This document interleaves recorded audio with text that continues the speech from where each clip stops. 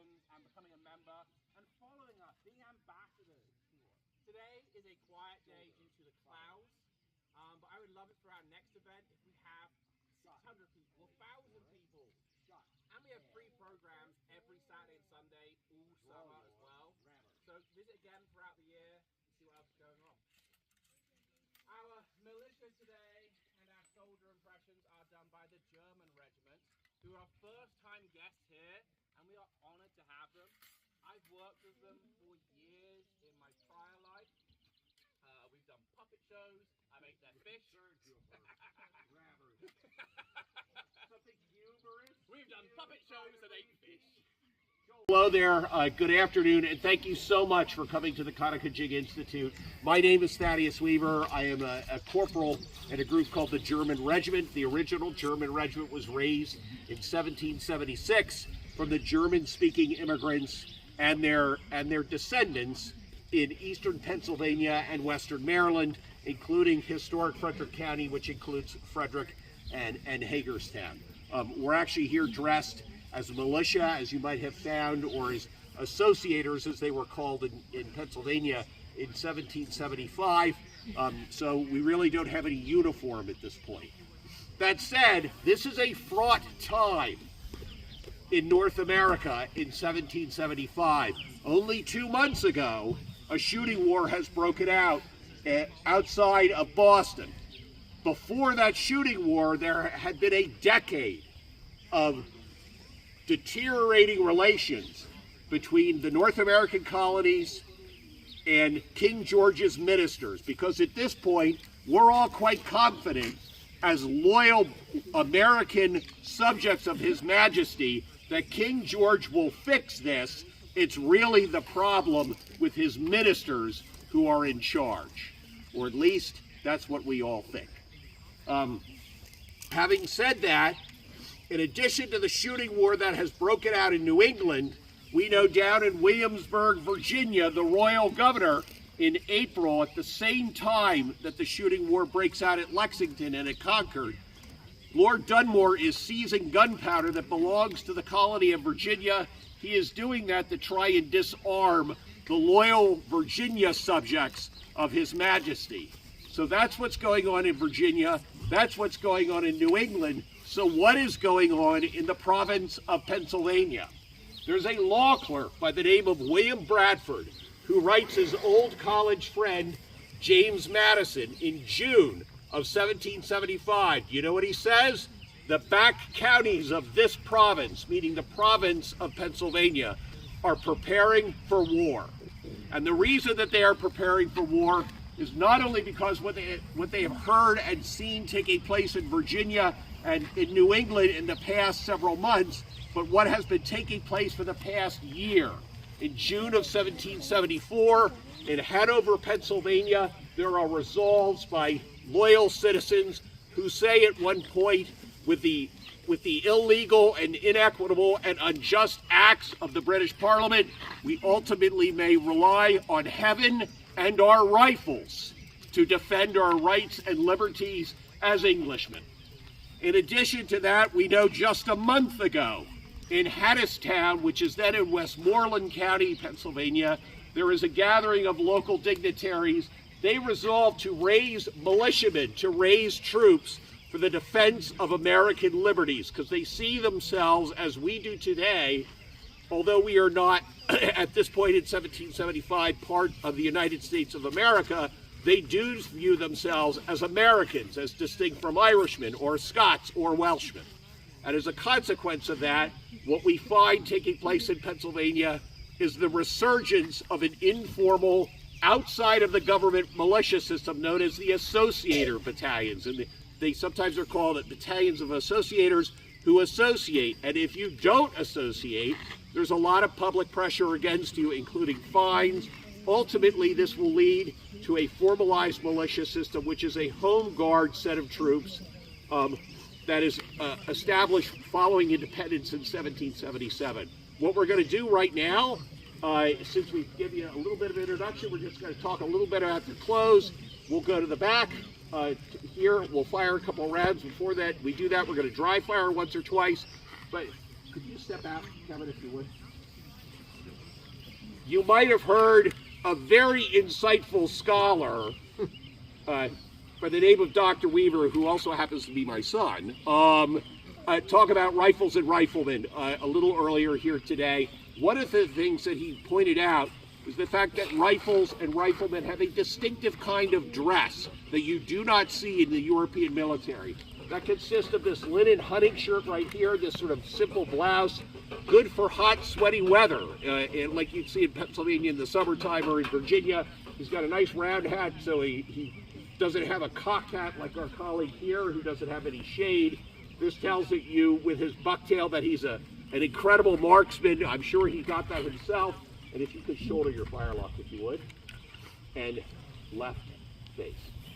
And on his right side right here, rather than a cartridge box, which is filled with paper cartridges, you see a shot bag and a powder horn. Typically that means that these men are loading this rifle not with a pre-prepared cartridge, which happens sometimes, but usually when you're hunting, you're doing it from the bag and with a horn.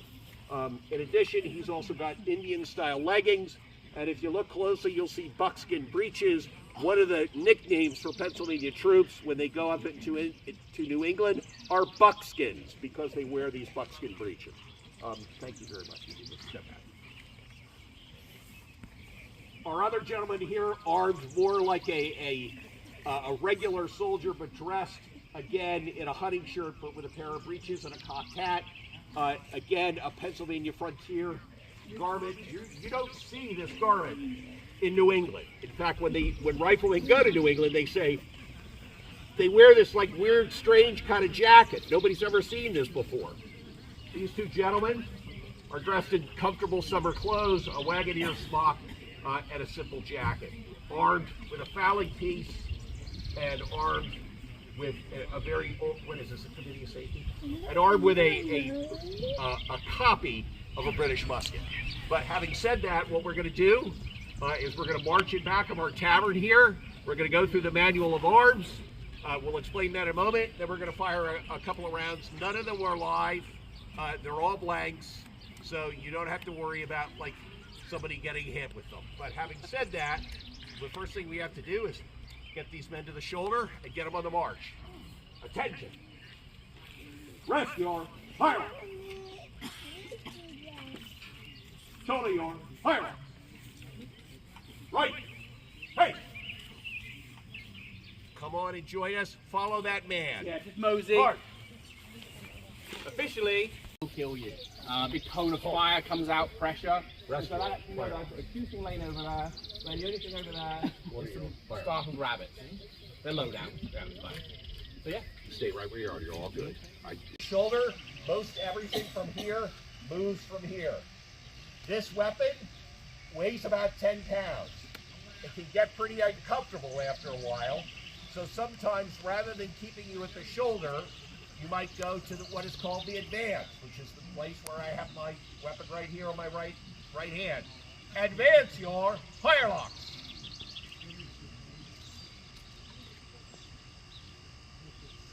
Gives a little break to your left hand. Shoulder your firelocks. Another way to get comfortable. Slope your firelocks. Shoulder your firelocks. You might also be told that you can carry your weapons at your ease. I've never done that with these guys. Two of the men are at the trail, like this, and three of us, and you can tell these men are old soldiers, because this is a very comfortable way to carry it, are basically at what is called the club. Back in the 1600s, before bayonets were developed, and you had asked about bayonets, you would also be ready to club somebody with one of these, and you'd go like this. But shoulder your firelocks, and back they go.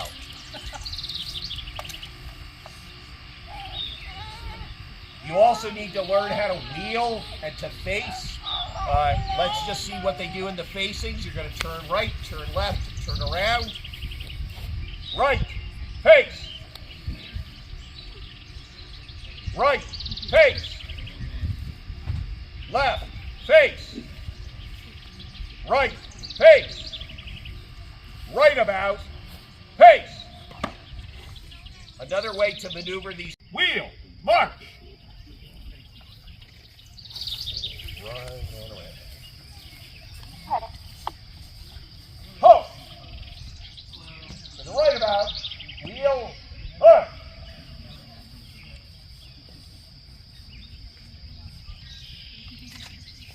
Halt. The way you do this, and the reason that you do it this way, is because that way you keep a front the whole time. If you have someone who's attacking you from a different direction, you're now prepared because you have all these men lined up like this. But we need to get them back a little bit. Right face. Oh, well, as you were. Front. I thought we could do the dry fire from here. Sure. Okay. What we want to do is show half cock, fire lock. Handle, cartridge. They're now reaching into their cartridge box or their pouch. They're going to pull out a paper cartridge, or they will once they fire, like this. Prime. They're now putting just a little bit of powder in this hole, right here, in this called the pan. Shut your hand. You're now ready to pour the rest of the load down the barrel and to seat that ball, probably maybe with a couple of buckshot, right at the top of the barrel. Charge with cartridge. Draw, river. Now, they're now bringing out that wooden or metal rod, called a ramrod. Ram down, cartridge. And you're going to push that ball that's up here, perhaps with some paper on it, all the way down, so it seats right down with the bottom where the gunpowder is. Return your rubber. You don't want to lose it, because then it may get harder to fire the next round. So you put it back. Shoulder your firelocks. And now they're ready to shoot. And that's all you need to do for one round. Make ready. Present. Fire. And you'll notice your the fire. gentleman. Prime. Shut. Pan. They've now put the priming in. They shut that lid. Charge with cartridge. Shoulder fire lock. We're not going to use the ramrod for this. The reason that we're not going to do that, shoulder, yeah, there you go. The reason we're not going to use the ramrod is it's kind of a humid day, and if this weapon doesn't fire, it's a little tougher to get the gunpowder out of the barrel. We want to make sure that if there's a problem, that we can fix it easily. Hey, ready. Loud noise warning, small children, small animals, hearing aids and goats. If you want to cover your ears, now's the time. Present. Fire! Hey, ready. Present. Fire! That way I'm not telling them each step. They've already learned that through the militia system, through training in places like here today.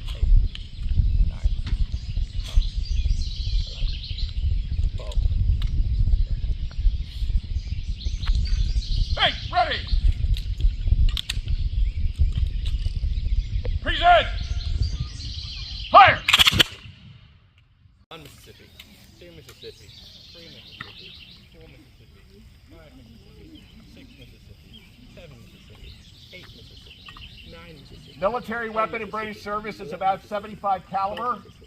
By 1777, that 75 caliber ball might be accompanied by 3 or 4 30 caliber buckshot.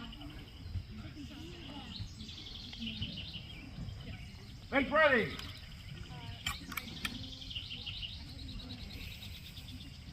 Present. Fire. Oh, Good one that time.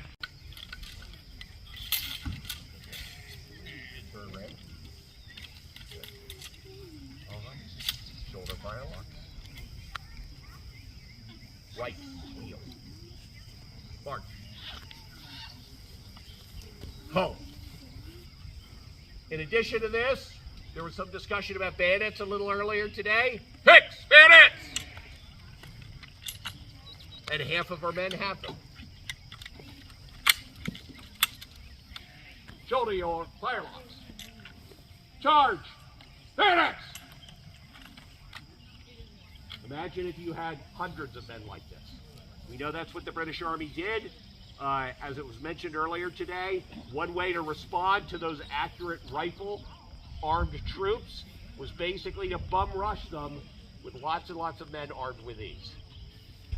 Shoulder your firelocks. Right. Wheel. Arch. Halt. Present. Yours. Up. Shoulder your firelocks. Thank you. Thank you all for coming. It's a delight to have you.